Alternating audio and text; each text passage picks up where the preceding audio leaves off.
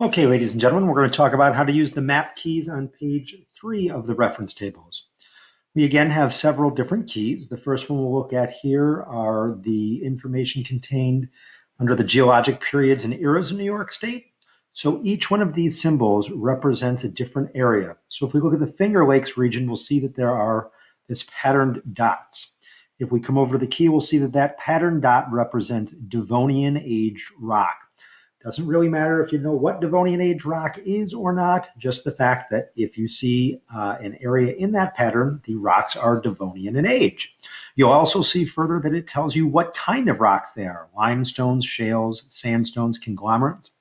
You'll also see, if we go over further to the right, that it tells you that those are dominantly or mainly sedimentary rocks in origin.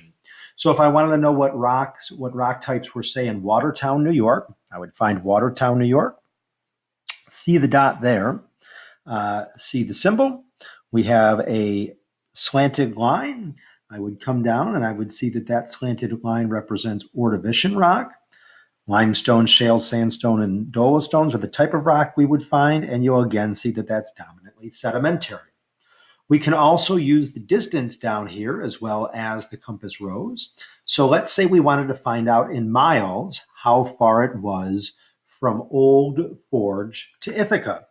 I would take a piece of paper and lay it between Old Forge and Ithaca.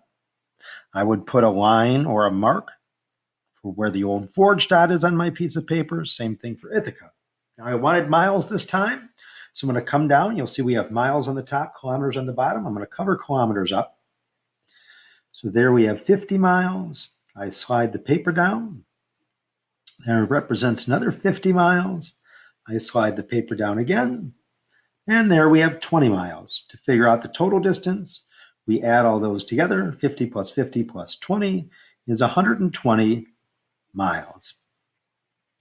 And that's how you use the scale on the map on page 3 of the reference table.